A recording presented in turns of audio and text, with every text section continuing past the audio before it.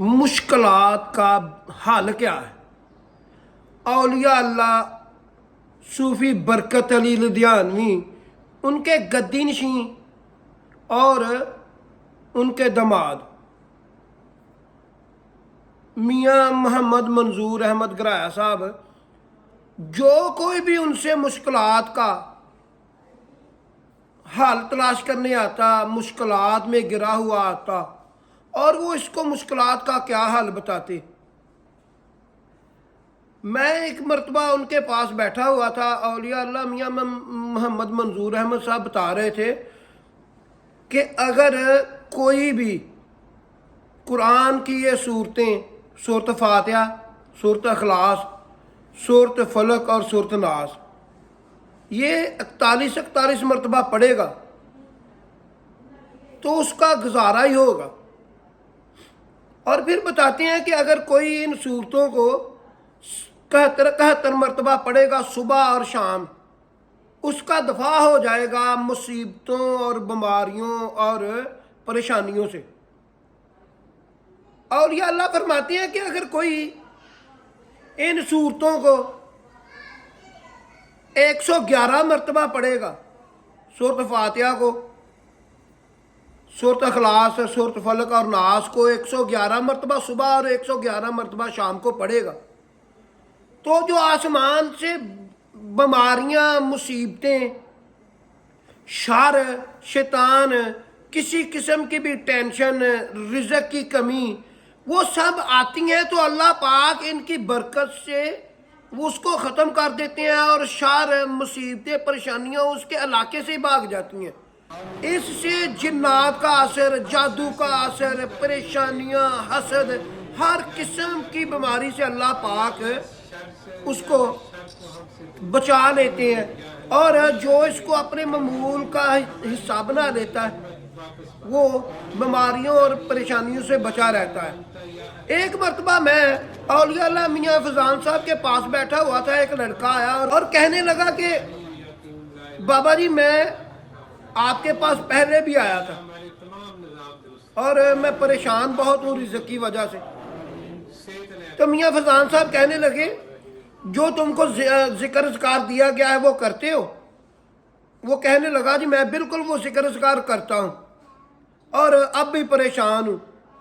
तो मियाँ फजान साहब ने पूछा क्या तुम 5 वक्त नमाज भी पढ़ते हो। वो कहने लगा जी मैं नमाज नहीं पढ़ता, जिक्र अज़कार करता हूँ। मियाँ फजान साहब कहने लगे कि आज के बाद तुमने नमाज पढ़नी है, जिक्र अज़कार नहीं करना।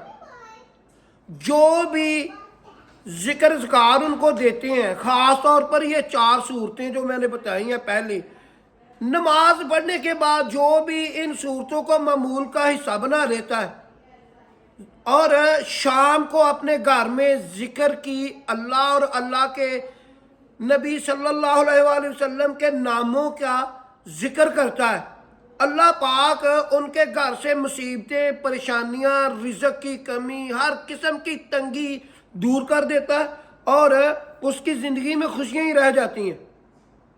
और जब इंसान अल्लाह को याद करना बंद कर देता है, फिर अल्लाह पाक भी कहते हैं कि हम उसके ऊपर एक शैतान मुसल्लत कर देते हैं जो हमारी याद ही नहीं आने देता।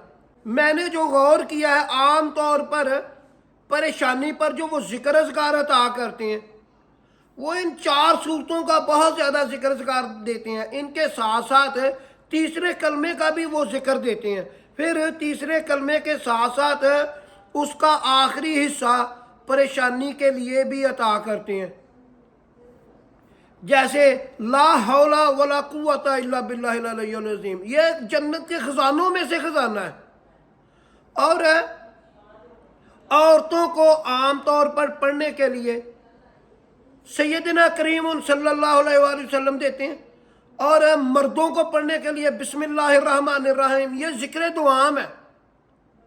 जब आप जिक्र अज़कार करेंगे तो आपकी ज़िंदगी से परेशानियां ख़त्म हो जाएंगी। मैं नहीं कहता, मियाँ सूफ़ी बरकत अली साहब, उनके दमाद और गद्दी नशीं मियाँ मोहम्मद मंजूर अहमद गराया साहब, وہ یہ ارشاد فرمایا کرتے تھے اور میں ان کے قریب بیٹھا ہوا تھا. ان صورتوں کی برکات جو ہے آپ نے پڑھنی ہے. جو بھی مصیبت میں آئے ایک عرصے تک جب تک وہ دور نہ ہو جائیں اور اس کو اپنی زندگی کا معمول کا حصہ بنائیں, پھر آپ خود ہی کہیں گے کہ یہ قرآن کی یہ جو صورتیں ہیں یہ کتنا اثر انداز ہوتی ہیں.